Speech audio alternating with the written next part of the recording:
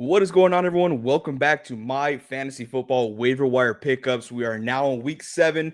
Missed you guys last week. I was currently in Alaska, very cold. So happy to be back in Texas. Not really. I miss Alaska. It was beautiful.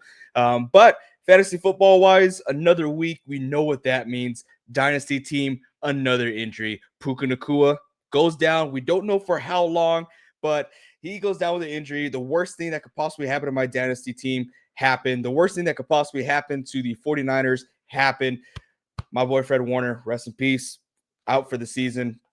Pray that he gets well fast, but it sucks. There's a curse. There has to be a curse. But we're talking fantasy football today. There's a couple other injuries besides Puka, Fred Warner. There's Egbuka from the Tampa Bay Buccaneers. So now they're like the Niners, no wide receivers, right? And they have David Njoku listed as an injury as well. Don't know his time frame when he's coming back. There's a good chance that he misses next week. So that's going to heavily influence our waiver wire pickups this week. And this week we are going to do things a little differently. Usually I go section by section by positions.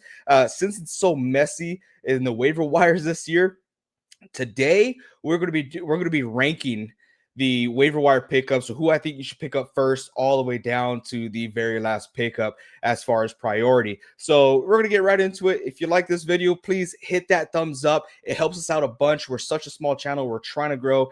We just got a few extra subs last week, so thank you all so much for those of y'all who subbed. And remember, if you have any questions, please leave a comment down below or ask us tonight in our live stream in our live fantasy football talk. So number one priority is Kimani Vidal. I've been hearing people saying his name differently in every single, TV show, channel, whatever you want to call it, but he should be your number one waiver priority. He's not a long-term solution, right? Hampton will be back eventually, but everyone went out and picked up Haskins last week. I kind of had a feeling, right? Unfortunately, we did not have a video go up last week. I had a feeling that Vidal would be the first, second option guy, and he's only owned in 45% of leagues. He had 18 rushing attempts with 4 targets. The snap percentage was at 67%. He's a valuable option. Especially if you're in those deep leagues, go pick him up, plug him in. He's a plug and play type guy.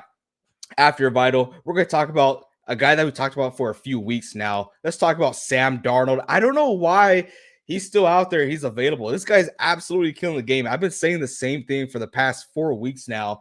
He's owned in 50% of leagues. He's available. Go pick him up.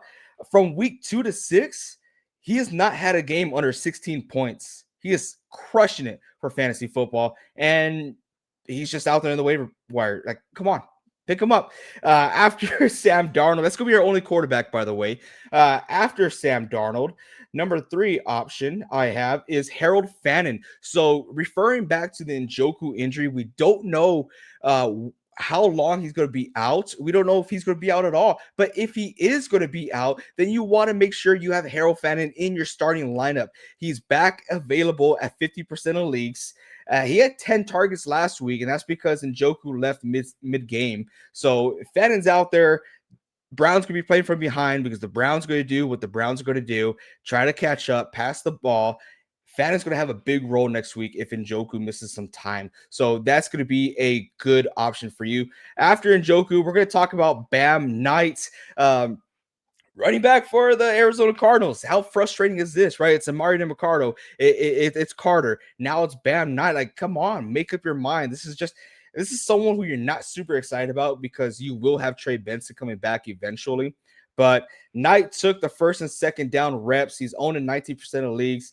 Like I said, you're not excited about this option, but if you're in one of those deeper leagues, go out, pick him up. He could help you out this week. Some stash candidates. Yeah, we're going to do some stash candidates, not ranking these guys. But you might want to pick up players like Tyjae Spears, Kenneth Gainwell, and Brian Robinson. Those are guys that have a lot of potential, especially if their starting running back does go down. We saw what Gainwell could do without Warren. Tyjae Spears looked pretty good his first game back, and Brian Robinson, there is a small chance that he gets traded before the trade deadline because there's a lot of teams that are needing running backs, and the Niners have Christian McCaffrey, the only person who's healthy on that team. But the way the injuries are running, I don't see them trading Brian Robinson. It's a long shot, but also I think CMC is next. The way the Niners are going, CMC is going to get hurt next. So please, leave a F in the chat for me. Put a candle, light a candle for me. It's bad. We're gonna get through this, okay? After running backs, we're gonna talk about our first wide receiver, Josh Downs. He's owning 49% of leagues. For the past 2 weeks, he's been killing the game. He's been doing pretty well. It's starting to find a connection. The only thing that hurts him is that he's only playing 49% of the snaps, which is half of what Pittman and Alec are doing. So not super excited about that. Hopefully his trend continues to go up, plays more snap percentage, and continues to be involved in that offense. After him, we're going to talk about Jordan Whittington, another guy that we're not super excited about. Los Angeles Rams, like we said earlier, we talked about Puka Nacua going down with an injury. We don't know what it's going to look like. If he does miss some time, then Whittington looks like he may be the guy. We saw last year whenever Puka missed some time, he had 7 targets, 10 targets, 11 targets. He looked pretty good, right? So he's owning 2% of leagues. This is if Puka Nacua is going to be missing time. I know Devontae Adams will be the first option, but they got to have a wide receiver too, and I think Whittington might be that guy. After Whittington, let's talk about another Niners guy. Let's talk about Kendrick Bourne owning 52% of leagues, back-to-back great games.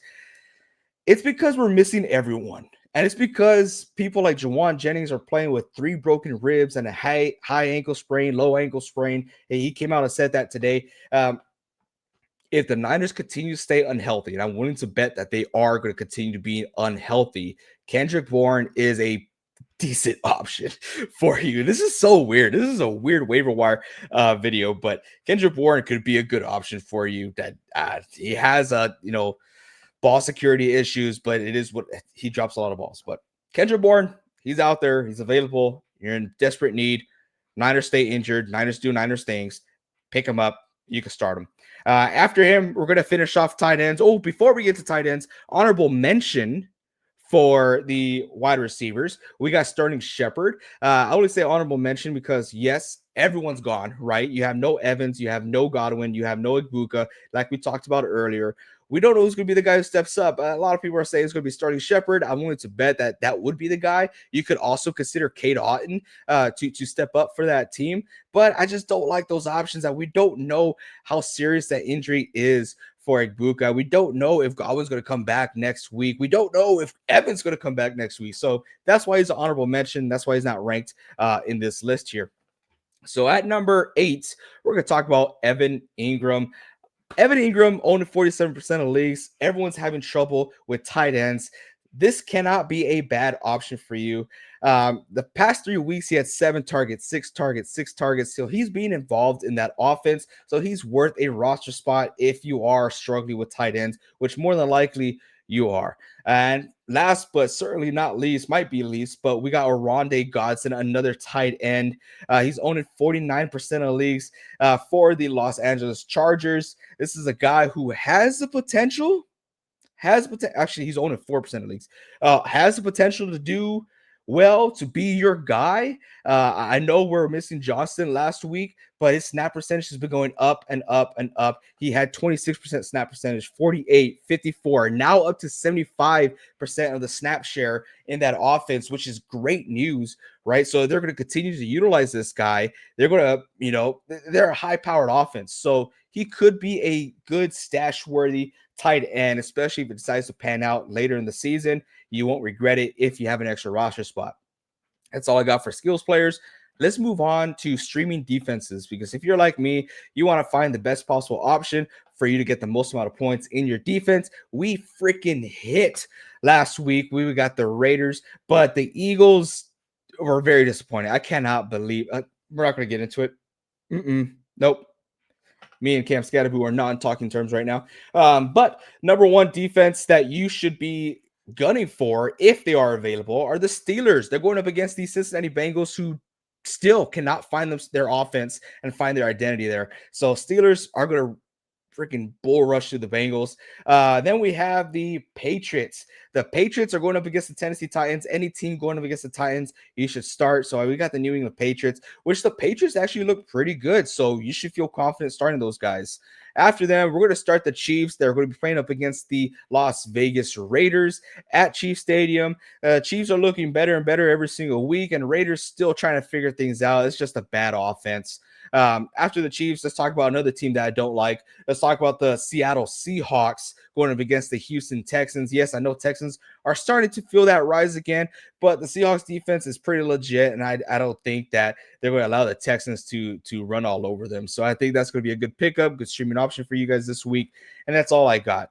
Like, again, if you guys have any questions, please leave a comment down below or catch us on our live stream tonight here on YouTube as well on TikTok at 7 p.m. Central Time. We'll answer every single question. That is a guarantee. Thank you all so much. Hit that like button, hit that subscribe button, and until next time, keep on grinding.